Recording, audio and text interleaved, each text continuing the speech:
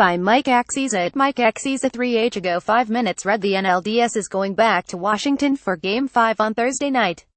On a cold and rainy Wednesday afternoon, the Washington Nationals kept their season alive with the Game 4 win was 5-0 over the Chicago Cubs at Wrigley Field. The game was much closer than the final score would lead you to believe. The Nats didn't break it open until the 8th inning. Here is everything you need to know about the Game 4 win, which gives baseball fans a winner-take-all game to look forward to Thursday night.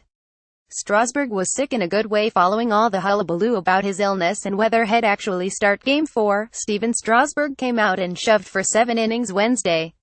He was dominant, in total control of the game. His changeup in particular was on point. Strasburg threw 32 changeups and generated 15 swings and misses with the pitch in Game 4, which is ridiculous.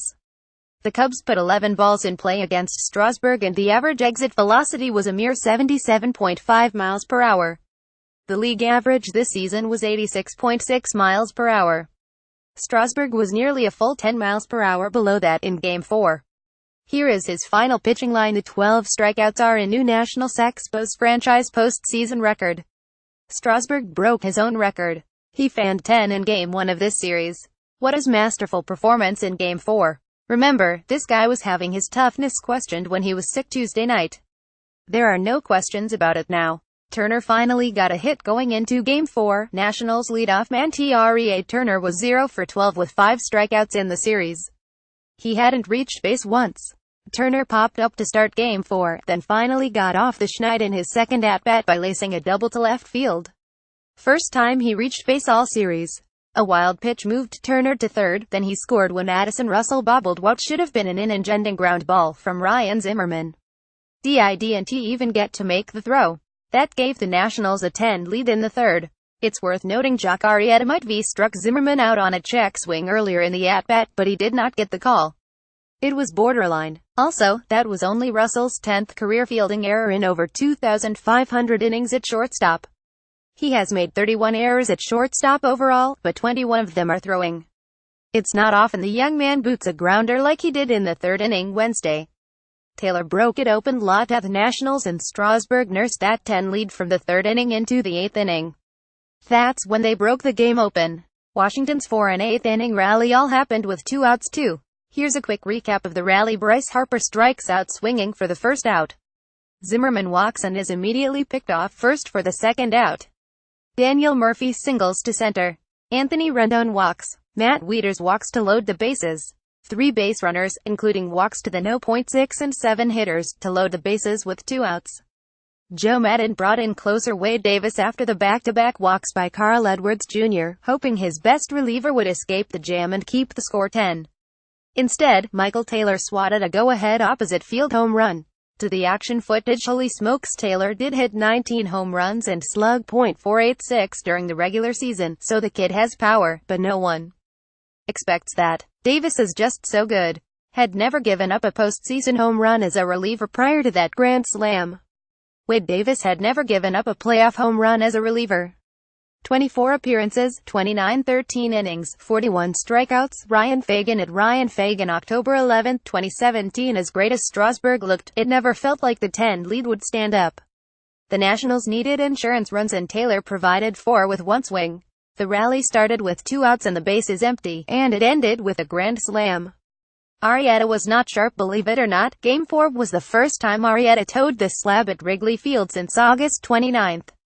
He made only 3 starts in September due to a hamstring issue, and all 3 starts were on the road. Game 4 was Arrieta's first game action at any ballpark since September 26, a whopping 15 days ago, and he really labored.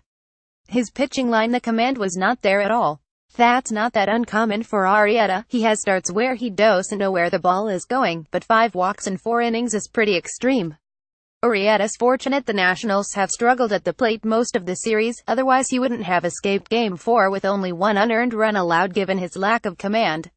Lester picked a runner off John Lester. Throwing issues are well known by now. He came out of the bullpen in Game 4 and fired 3 13 no-hit innings before allowing a single to Murphy, the final batter he faced. That was the 2-out single to start the 8th inning rally. Lester, despite those throwing issues, picked Zimmerman off first base in that.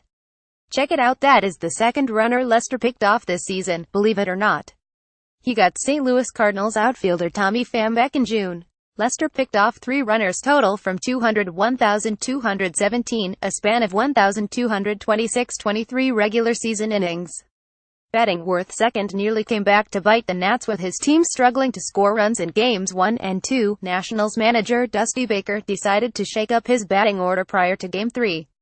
Most notably, he moved Jayson Werth up to the second spot and dropped Rendon down to sixth.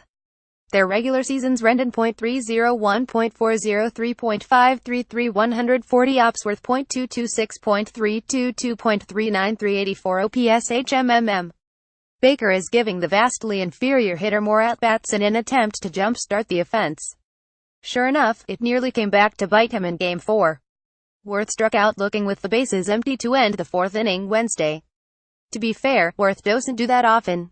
Since 2009, including playoffs, Jayson Werth with 2 outs, bases loaded, 51 PA, only 1 looking strikeout just now. Sarah Langs at Slangs on Sports, October 11, 2017. But still, Werth has hit .233, .322, .402, 291 ops in his last 1,273 big league plate appearances dating back to 2015, and he's hitting second.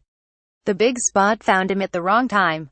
Fortunately, Taylor provided the grand slam late to pick up those insurance runs, otherwise that base-loaded strikeout by Werth would have loomed large.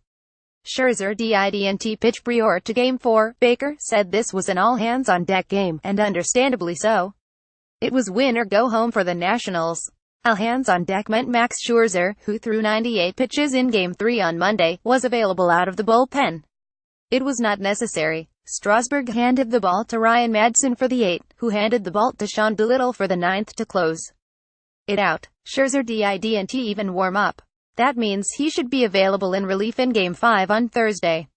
Cubs fans gave Strasburg the business. If Strasburg wasn't not feeling well in Game 4, it was impossible to tell by his performance on the mound. The whole saga did give Cubs fans an opportunity to rally together to taunt Strasburg though, and of course they took advantage.